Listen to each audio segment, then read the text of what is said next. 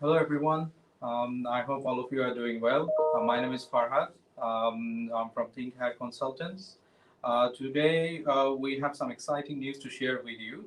As we are already aware that Victoria State Sponsorship, the application, the nomination process, it will open from January 5.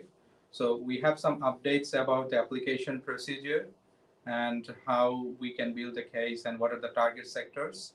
So today we have our registered migration agent, Mr. 𝐵𝐚𝐽𝐻𝐚𝐫𝐲, with us, who will be providing us the detailed information on the target sectors eligibility criteria, and we will also discuss how to prepare the case and what are the steps by steps, what are the steps for this.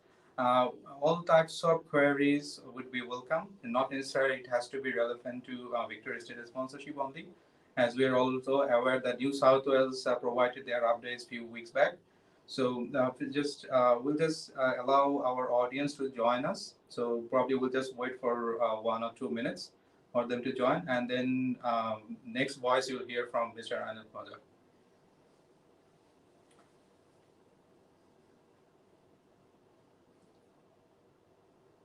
All right, so I believe that. So welcome everyone.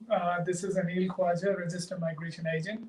Thank you so much, Farad, Yes. for having me here. So Farad will be assisting me or helping me out in gathering more questions from you guys. Feel free to put your comments, your question, whatever you want to ask. We are here to assist you as much as we could. As Farad said, this is an exciting news that we have now Victoria State sponsorship that was long awaited has been open. They have, published that they will be opening from 5th of January 2021. As expected, as always, we have advised that pretty much the same, the rules would be coming up which came into the interim quota, Yes. and that is what it is. So what we have done here, this time we have done a live which has more notes with you.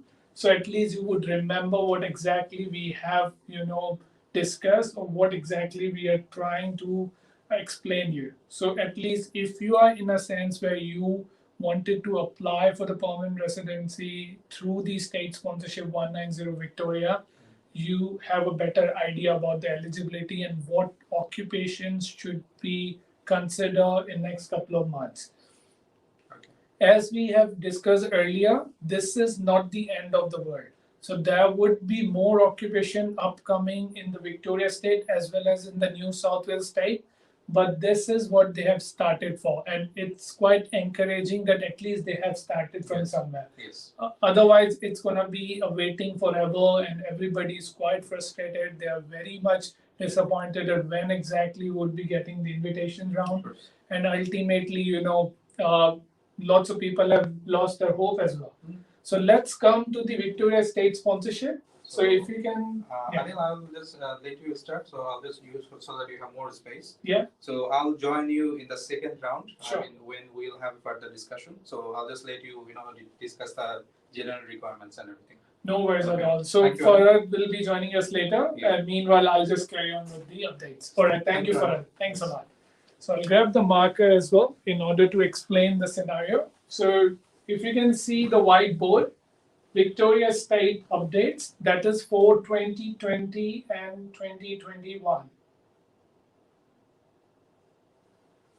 So what today they have updated that they will be giving invitations or they would be considering to all the ROIs which were submitted at the time of the interim quota, along with those who will be applying from 5th Jan 2020 to 11 Jan 2021.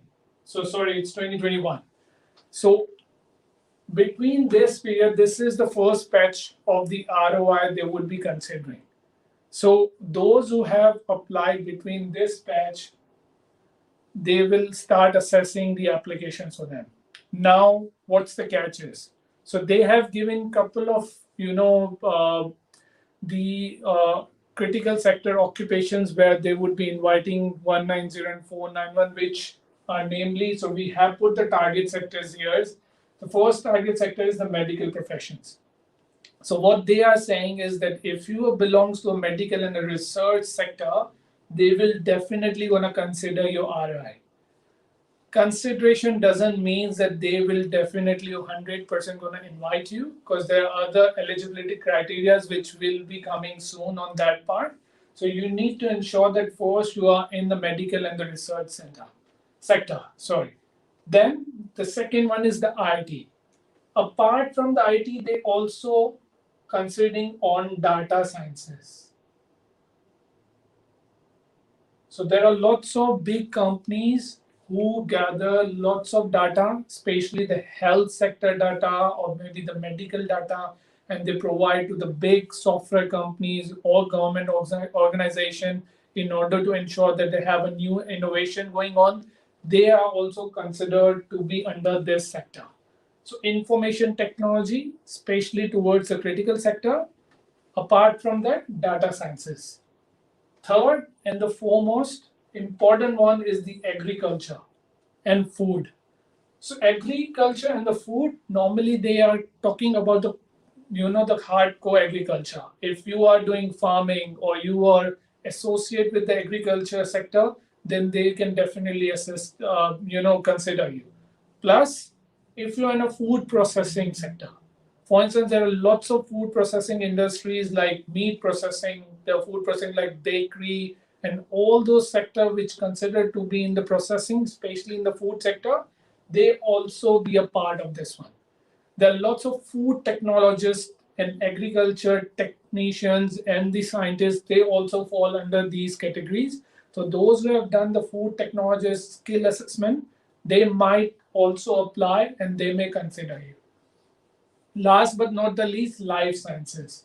So all the research, the laboratory life sciences, or maybe even Pfizer and all those, like where they are trying to make the vaccination. If you're part of the research program, or if you are a scientist or a laboratory technician based on the life sciences research, then you can also be considered in the Victoria State sponsorship.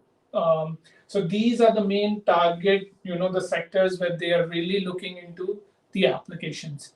Now let's go to the eligibility criteria, which is quite exciting. So they have divided the eligibility criteria into two parts. One is the 190, the other one is the 491. So you need to ensure that you know what is your eligibility and whether you are applicable to apply for ROI or not. Lodging an ROI is not an issue, but getting positive and getting an optimistic response from the state sponsorship is the very important part. Since we've been doing this in the interim quota as well, we have lots of applicants who have got successful ROIs and they have able to lodge successful skill select application through the EUI process. Especially one of the case study I would give you, the one of the person who has been doing engineering technologist work in Pfizer. So they have considered that application towards the main critical sector, and they invited him to lodge a separate nomination application based on the ROI that client has submitted. So that was a successful application. So there are lots of case study. We would discuss that one in bits and pieces. Now let's come back to the eligibility criteria again. So if you can see, if you have if you have lived in 6 months in Victoria, you would be considered for 190. So regardless of wherever in Victoria you're living, in Northern CBD or in suburbs or in a regional or designated area, they may consider for you to apply for 190. Or if you're considering for 491, your eligibility criteria for living purposes, so you must live in a regional or designated area for 3 months. If you are not living there, you won't be able to apply. Simultaneously, if you can see, we have also put the employment part. So you must also be working in for your nominated occupation or highly remunerated occupation within the designated area if you want to go with the 491, or if you are employed anywhere in Victoria and you're part of these targeted sector and you're working full time for last 6 months, you will be considered for 190. Now there is a catch here. In the Victoria State Sponsorship Eligibility Criteria, they haven't mentioned anything like full-time or part-time. So if you are even working with a part-time, they can still consider you, but subject to if you have a prospect of a full-time contract down the line. So you need to show Victoria that you have a job prospect in the same industry and it's ongoing. So the employer is happy to give you the state sponsorship, the employer in contract based on the state sponsorship eligibility criteria. So that is very important. Then the third part I've already covered with the first point. Now let's come to the skill assessment. So your skill assessment to get a positive response is to have a relevant skill occupation. So if you're working in a nursing occupation, you must have a nursing skill assessment. But say if you're an accountant working in a medical sector, then you have to show that that medical sector, the work you're doing in the medical sector, it belongs to the critical one. So say if you're working in a clinic as an accountant, you can still be considered to apply for ROI. We have done similar cases for the interim quota that one of the software engineer who was working for a software and the website, the APIs and all for one of the clinics, he has also been considered for phone 190. So you can, it's regardless of what the occupation is, matter that if you are part of these sector and you are actively participating in critical sector rehab and the Victorian economy, they can definitely consider you. So these are the three important requirements. Apart from that, for 190, if you are a nurse, then you must need to be aged care nurse, healthcare nurse, or the third one is the critical and the mental health nurse. So if you're the part of these nurses and you have the occupation assessed in these three nurses occupation, then you would be considered for 190. Apart from that, if you're an international graduate or the PhD in Victoria, they may also consider you, but you need to show a strong relationship or a justification based on that you are the part of these 3 or 4 target sector. Apart from that, lots of the applicants have recently done early childhood teaching. They can also be considered towards the the Victorian economy, because teachers play a great role in the education sector. And once we have the new generation being educated, then only the Victorian economy would increase. So ultimately, those who are the teachers, they have got the full skill assessment and they do have a job contract or they're working for last 3-4 months, they can also apply on this one. This is based on our experience and our speculation. But all the requirements, the eligibility and target sectors and all these, when you apply for ROI, it's all based on Victorian case managers. They will feel like if you are meeting all the requirements and they believe that you are fitting for their state migration program, then only they're gonna invite you to lodge a separate nomination application. This whole process may take at least 60 days. So you must need to ensure that you have valid visa in order to apply for this, the state migration plan, and you have ample time to wait to get the final outcome. So you can always contact 𝐓𝐻𝐻 consultants to, you help you out getting your visa part, solved as well. So at least you have ample time to wait for that one. All right, so I believe that we should take some questions and then I'll come up with a few more case studies, what we have recently done. So Farhad, if you can work out, if you have any comments or something.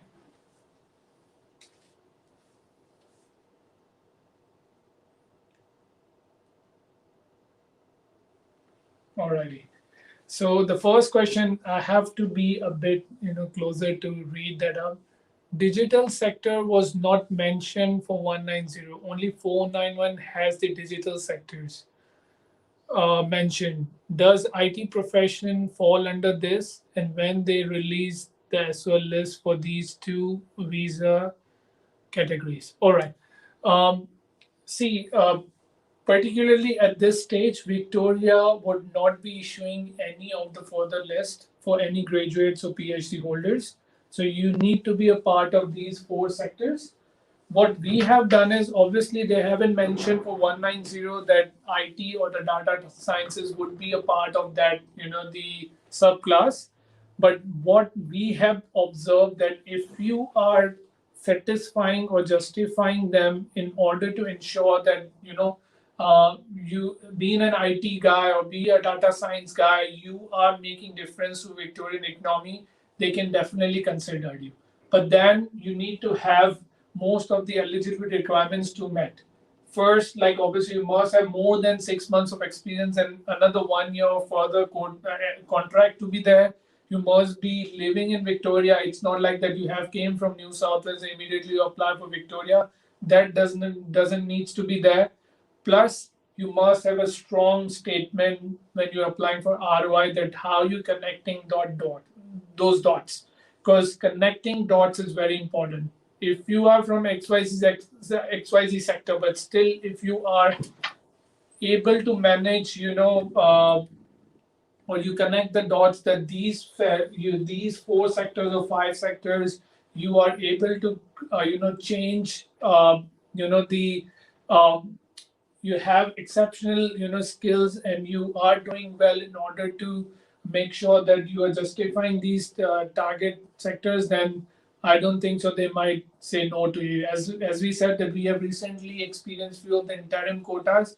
We have applied few of the software engineers, accountants, and all those. They were working in the critical sector like medical sector. They've been considered. So in your case, it can be considered as well.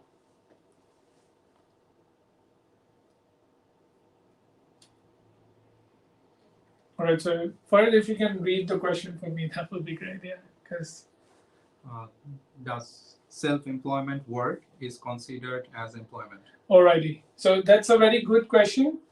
At the moment, what the Victorian requirement for the 190491 is that you must be employed.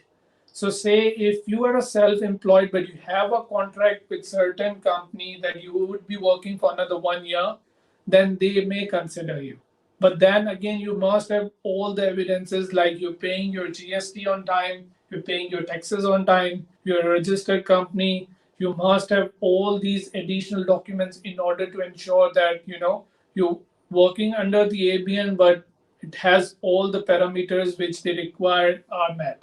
So working on ABN and TFN doesn't matter much, but you must have at least a year contract or 6 months contract, whatever the requirement for Victoria State sponsorship is.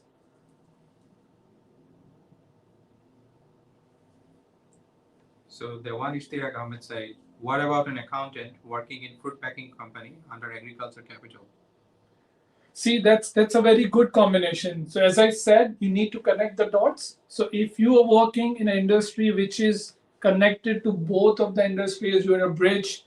Even though if an accounting occupation, your occupation is an accountant, you have got the skill assessment there, you can still apply for ROI. It's always worth it to apply for ROI because it's a win-win situation. And since you have these dots connected, I think this is a very good profile to go with the Victoria ROI.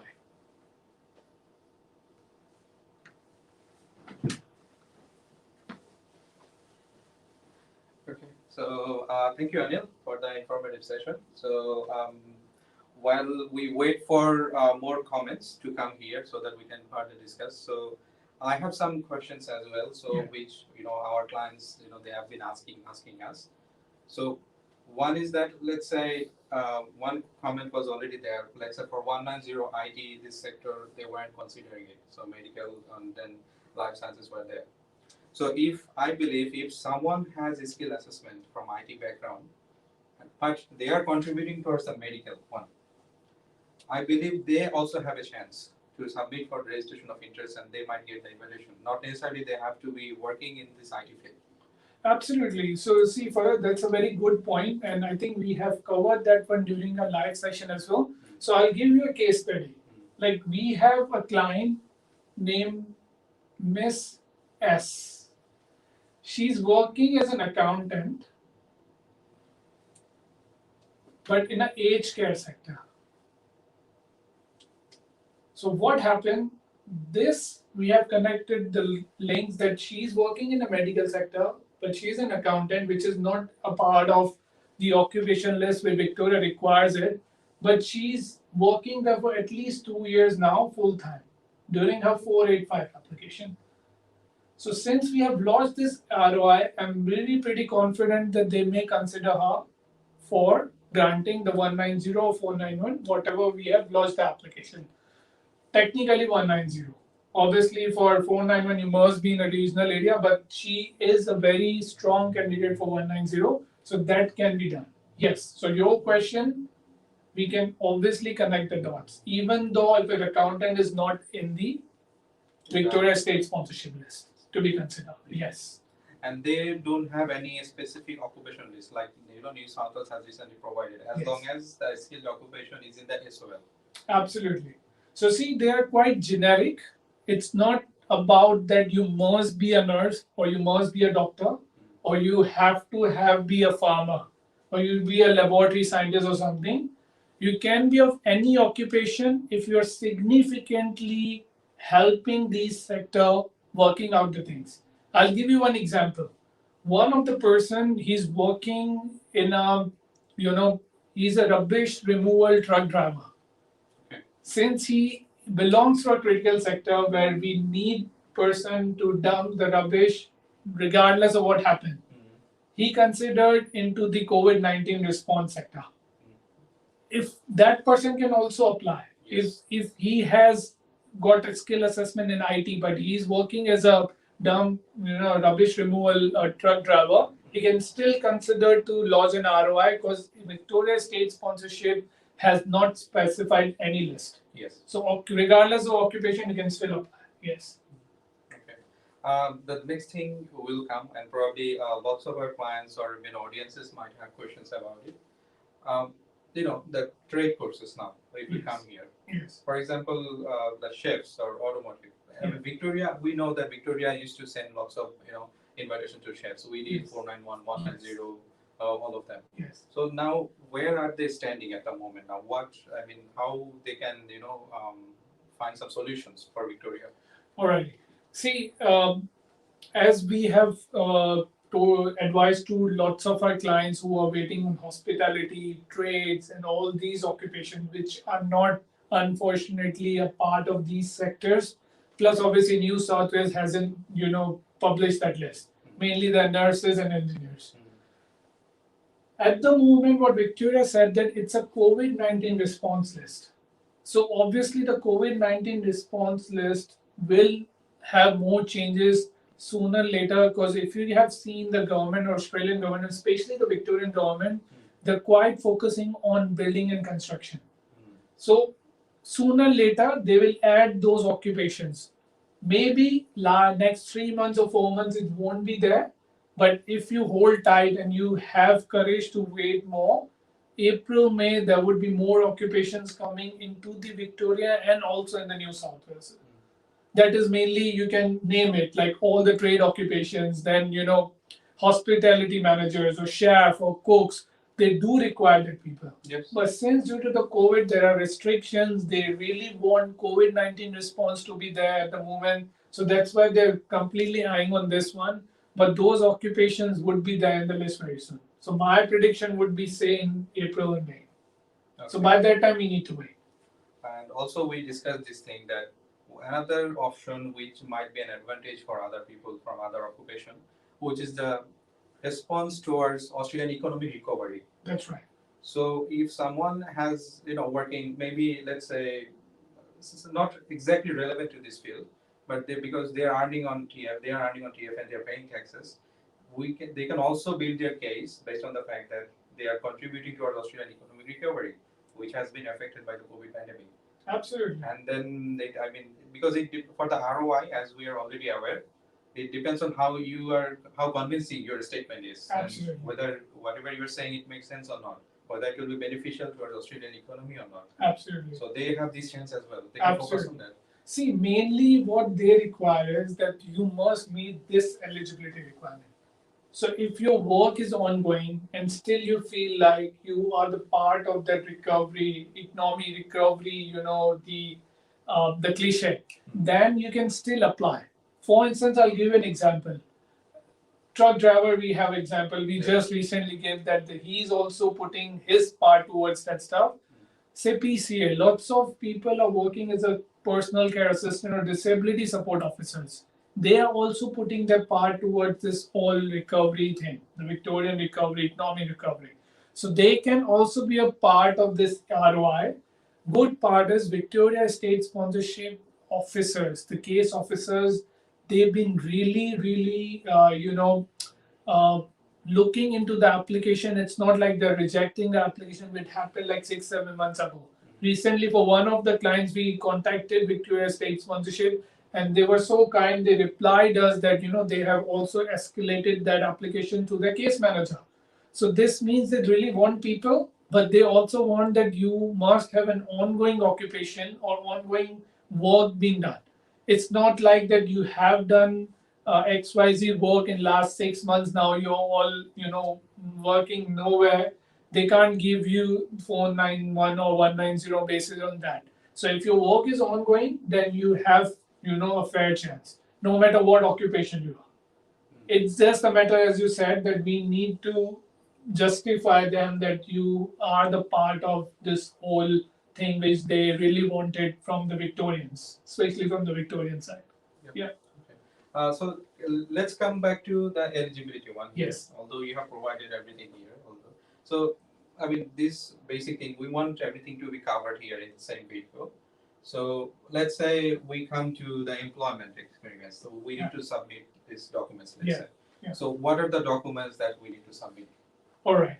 So the documents are, you must have at least last 3 months of pay slips for the 3 months employment. Or if you're going with a 6 months employment, it has to be last 6 months employment, pay slips. You must have a contract that shows that your work would be ongoing. So if you provide that one, and the third one is the superannuation. So you must have superannuation being paid if you're working under the TFN. If you're working as an ABN, obviously you need to have additional documents like GST payable, or you must have lodged tax returns, or you are GST registered. These all documents are very important. Even though lots of ABN holders, they're paying their super by themselves, so whatever they're earning, they're paying 9.5% of their super by themselves. That shows that you are really putting your money into the financial institutes of Victoria and Australia. That shows your commitment towards them. So that is the 3 most important documents you needed. Apart from that, if you don't have anything which is missing, you should also put the bank statement that shows that your salaries or your amount which you have claimed through the invoices are being hit into the bank statement. Yeah. So Anil, the next question I will ask, and then also I'll again go to the backstage to check the comments from our audience so that it appears on our screen. Yeah. So my next question for you is, let's say we have discussed about the employment. We know about the skill assessment. We have certain unit skill assessment from the authorized skill assessing bodies. Absolutely. Now comes the residency. Yes. So to prove the 3 months or 6 months of residency, so would you be able to please give us some brief information on the documents? So see, for the residency part, you must need to have a bond or a residential contract that is called the lease from your property manager. If you are subleasing or you're staying with somebody else, so the landlord needs to write a letter, and it has to be on a proper stat declaration. So at least that should be considered as a legal document. Along with that, you need to have bills. So at least you need to have phone bills, water bills, electricity bill. And again, if you're living under a landlord where landlord has all the electricity bills and everything under their name, then he should write that for you.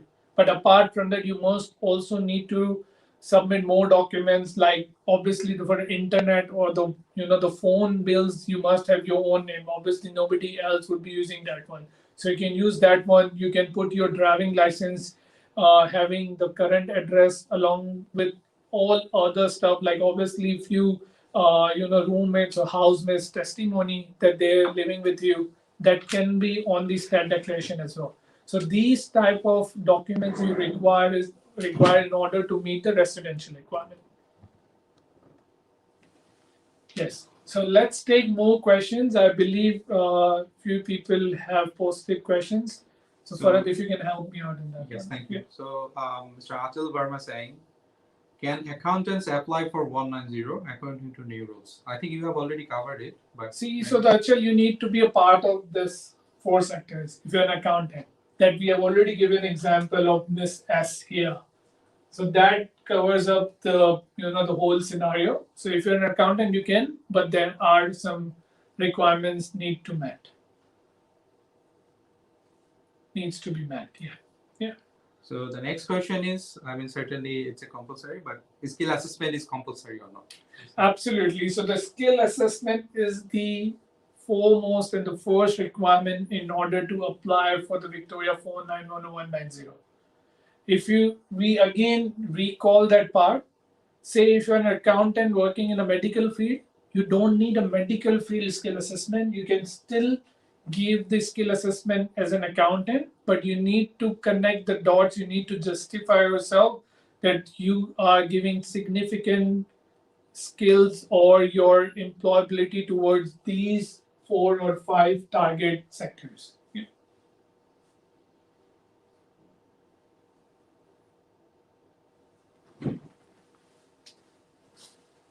Yes. So so Anil, this is pretty much what we have so far, and certainly, I mean, our audiences they're very much welcome to drop their comments, because even if the live session has been ended, you're welcome to drop your queries over there, and so one of our friendly staff members will be able to answer you, no matter what time is it. So we always try to be proactive on this thing, because certainly we understand that things, and from the migration point of view, things might not sound more optimistic, but also when one door closes, we have another door open. So Victoria, the state sponsorship, this ROI, this would be your another opportunity. So our advice would be, and I'm sure that Anil, you will also agree, that since registration of interest is free of charge, Yeah. there is no harm in giving it a shot. Absolutely. So, I mean, we can help them build the case.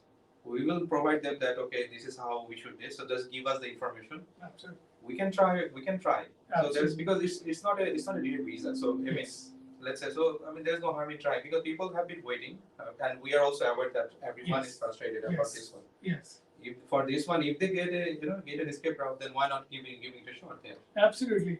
See, as Farhad said, and I totally endorse that point. Like, what we advise that do put your ROI and take an expert opinion in that one. No matter whoever is your migration agent, should go to an expert who knows how the Victoria State sponsorship works, and then apply for ROI.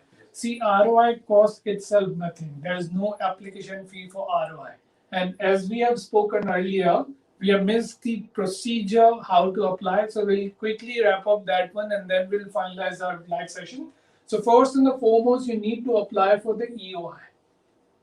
Once you have lodged the EOI, then you should go with the ROI. This both process costs nothing. So $0, $0. The only thing is obviously being a migration agent or giving you a proper advice and time, we would be obviously charging our consultation or whatever the advice we have, we will be charging the paid consultation on that one. But apart from that, there is no other risk you are taking it. And if the ROI says no, then again you have an opportunity to apply another ROI. There is no ban or there is no barred on that one that you should not apply any other ROI. Yes, but if you put a false ROI and you get a nomination request, application request to be lodged, then they may penalize you that if you have given any wrong information into the ROI. So you need to make sure that whenever you're coming to a migration agent or you're speaking to your consultant, you should give the right information to them. Do not forge or do not give a fake information or anything which you have made by your own self. Make sure if you give the right information, we are the best person to guide you through within that scenario. Apart from that, if they are beyond our beyond our control or circumstances are not in our hand, then we can't do any much. And then says if you put a wrong ROI and you get the nomination application approval that you should now apply for nomination application and they found out anything, they'll ban you for 6 months. And then they will keep penalizing you because they would have everything in the nomination application that you have put something which is quite dicey or that is not verifiable. So don't do that. Rest is pretty good. And as I said, you should take the services of registered migration agent or a migration expert who can give you the better advice or the updated advice on that one. Yeah. Yes. So I believe that we have pretty much covered everything. Yeah. But once again, I've been in the ticker at the bottom, our phone number, our email address, and we are also open for face-to-face consultancy. So you're welcome to visit us, drop us your query over the email. Our email address is applications@thinkhat.com.au. You're welcome to give us a call, 0435600610. The same number is also available for WhatsApp as well. So just feel free to give us a call. You are just one text away to meet us, and hopefully we'll be able to guide you accordingly. Our official address is level 3, 105 Queen Street, Melbourne, Victoria, 3000, which is just a few steps away from the Flinders station. We look forward to hearing from you soon. So yeah, thank you, Anil, for the informative session. So hopefully when Victoria will officially open for the ROI from January 5. So I'm pretty excited about this one. Absolutely, it's quite exciting and also challenging for us. And as we said, last I'll just wrap up this one. You should contact us before 5th. So at least if you want us to lodge your ROI, we can prepare that for you. So at least we have 99 or 100% drafted application. So as soon as the portal opens, we would be the first person to lodge your ROI. So do take care of yourself, your family, and surroundings, and hopefully we'll see you next time. Cheers.